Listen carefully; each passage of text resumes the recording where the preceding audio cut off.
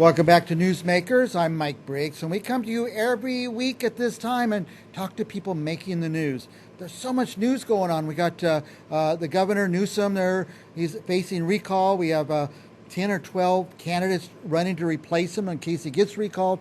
We have congressional elections. We have city council elections. So many exciting things going on.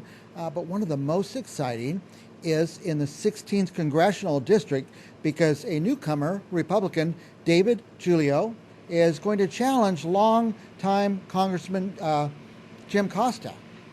Now, he's a Democrat, you're a Republican. That is true, yeah, and we're really excited about the race. We feel really confident. We're really emboldened. We've been working hard every day. We're getting stronger. We have a good fundraising base, especially for a Republican at this point in time. But yeah, we're really excited about the way things are going, and we're confident that we're going to be able to finally, pull it off. It's been tried a lot for decades, and we think we've got the formula, so we're feeling good. I've noticed the district has been inching closer and closer to a Republican district. Candidates have been coming closer and closer to beating Costa every 2 years.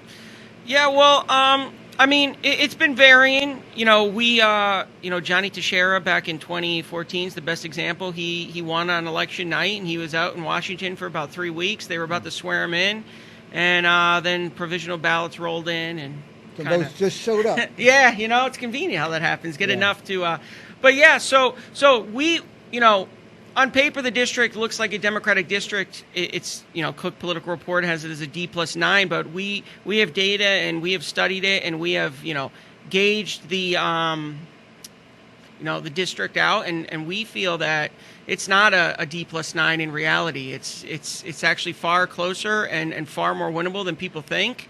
And we're very confident that we're going to be able to tap into the votes we need. I mean, we know exactly how many on a registration disadvantage, but we know how many non-Republican votes we need, and we're confident we can get them. Right. Now, the state races are these new winner-take-all, the primaries. The top two that go to the runoff could both be Democrat or both be Republican. That's in the state races. The federal races, are those the same or is it different? It is the same. So, yeah. I mean, you could theoretically have two Democrats. Theoretically, in a strong Republican district, you could have two Republicans. Okay. It's the top two vote getters. It's the top two vote getters that go to the general. We're very confident we're going to be. I'm 100% confident we're going to be the Republican candidate. So. We're focused on getting the word out right now. Like you said, I'm a newcomer to politics, so name recognition is part of the battle. That's why I got in this thing early. We've been going to every event we can find, meeting with as many people that'll talk to us as possible, and we're confident that kind of grassroots type effort is part of the formula to winning this district. People want that, especially now more than ever. People are tired of, out of touch, unreachable career politicians. They want people that are going to talk to them, that make them feel that they're important, and that's kind of what we're doing here. Yeah, well, you're young and you're energetic. That would be a change right there. Yeah, you look at Congress every day. The truth is, it's a lot of older individuals that have been there for a long time, and I think we need some new blood in Congress, and we need not just in Congress, but throughout politics and state governments.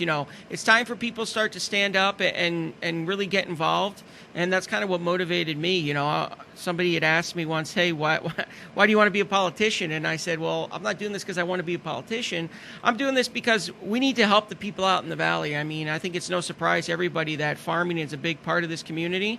It's the dominant industry for our economy, and our farmers are being squeezed right now, and and they need help. Well, when's the first time you'd be on the ballot? June? First time would be on the ballot would be June, yes, and a lot's going to change from then. The census just took place, so there's going to be some district changes, district lines being redrawn. We can't count on anything.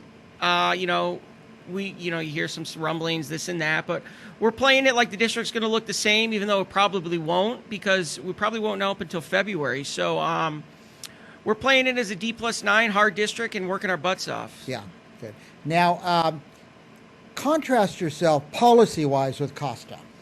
Well, I think the biggest thing, I talk a lot about the farmers, and I think that's a huge issue in the Valley, and especially today with the California Water Resources Board voting to cut off water from the San Joaquin and the Sacramento deltas there. Jim has been talking about being a farmer for 16 years, his whole congressional term, and he hasn't delivered any results. Right. Yeah, now I don't know if he's a farmer now, but certainly his dad was a farmer on the west side. A lot of us knew him. Is he not fighting for the farmers? Well, I mean, the problem is his party is very the environmentalist wing of the party makes up a larger portion of the Democratic Party than it did in the past. And so one of the big things our farmers are going to tell you when you go talk to the farmers, they need water storage, and they need the water to stop being directed out of the valley out into the ocean. And, Jim, his party's never going to allow that. So even if he were to say something, they're not going to let him do it. He hasn't said anything anyway. So at this point, we could say he's not in support of it. He's putting money towards that train rather than water storage. I mean, he wants $32 billion more for the train. He could try $32 billion for that Temperance Flat Dam. So, I mean, that's a big issue. Also, other things, that would contrast. I'm a small business owner. I own a sports card and collectibles shop in Clovis, and I'm really passionate about helping small businesses. I think, unfortunately, in California, some of our small businesses have been hit really hard over the past year and a half. We suffered some of the we suffered some of the harshest lockdowns, and small business owners are left here standing saying, "Hey, wait a minute, why was my small business declared non-essential? Why was I forced to close?"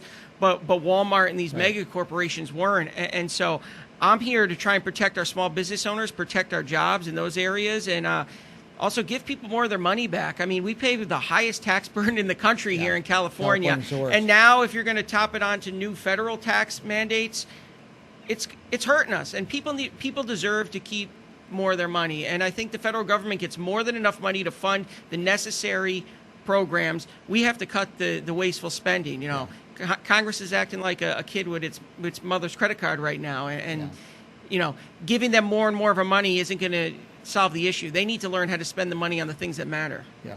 And I've been in elective office and around a long time, and the biggest shock, and I'm not saying it's good or bad, or I think Trump started it even when the Republicans were in charge, but to see how much money's been given away, it's just shocking to me. Do we really have that much money? I don't know. Yeah, I mean, fiscal irresponsibility is a problem, and you're talking in terms of like taking money, taxes. And giving the incentives to people. Yeah, I mean, so I was just talking last night. We were up in Los Banos. The police department there hosted a night out, and it was really great event. But we talked to some small business owners there and said, listen, I can't find workers. We're having trouble getting workers.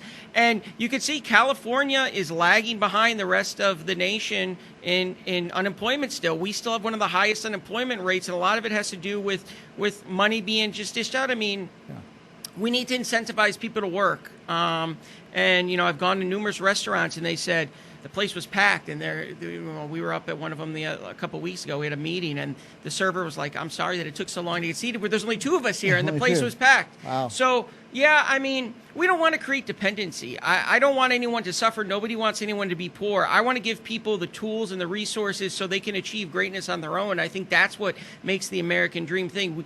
We shouldn't look to the government to give everything, because everything has a cost. Yep. And too much we hear free this, free that, and government supply this, but it's coming from our pockets. Right. And so I want to make sure that we create policies that allow individuals to elevate themselves on their own. Right. And I'm getting a signal we've gone way past time, but I wanted to take a moment to say, what if somebody's watching and they want to get involved? Well, one of the things, we're always looking for volunteers. Obviously, we need donations. Jim has a lot of DC money. He's been there for a while. But we also need volunteers. So I would say go to my website. It's on the screen there, davidforthevalley.com. Okay. We need you to sign up. We need you to get involved, because this is an important race, and this is a winnable race, and we're confident we're going to do it. Now, we're looking at your website. There's a place to click to give money? Yeah, you can donate right on the website. You can sign up to volunteer. I see the word donate. We just clicked on it. And don't click donate, Michael. We don't have any money. Hey, you guys can do it right now. But we want people to get involved. This is going to be very much a grassroots effort. We're going to raise as much money as possible. Yeah. We have a good starting point. We have over $250 cash on hand right now, which is really good for a Republican in this state in the race. But even if I have $10 million, I'm going to run this thing like we're broke, because that's what it's going to take to win. Do you have to give thousands? What if I have $5? You got $5? It helps. Every dollar helps. I'm not asking you to break the bank or put yourself in jeopardy. Everything helps, and this is an important race. I mean, now more than ever, we need a change in policy direction for our country and for the Central Valley. Do you need people to go door to door or put up signs? We will, yeah. I mean, next year we're going to be in the sign mode and the door knocking mode. So volunteers, you can come with me to events now. We love having people sign up to volunteer. So if you're hurting for cash right now, you can't donate. Like a lot of Americans are hurting. Sign up to volunteer. That's just as important. We need people to go out with me. That's what's going to win this thing. This is going to be won on the ground. Very good. And so, yeah. Well, we're glad you're here, David. Thank you for having me. You say your name. Giglio. So it's a tough one. It's Italian, right? It's Italian, and it's a little tough. Nobody gets it right in the first. There's only been 2 people in my entire life that got it right in the first Italians time. don't pronounce all the G's. You never know where it comes or where it doesn't come. I just tell people, pretend the second G's not there, and then it's a little easier. It's real easy. But when I was a teacher, the kids, you could see the name.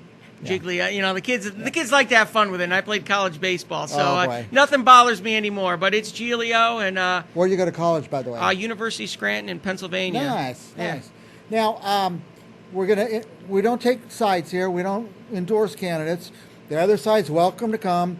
They never seem to, though. But you're welcome to come again and again and again. Awesome. I would love it. Anytime you want me on, let me know. Right. We'll talk about some of the issues facing the Valley, because I'm passionate about helping the people out here. We need some change. We need people that actually want to do something and not just talk. Right.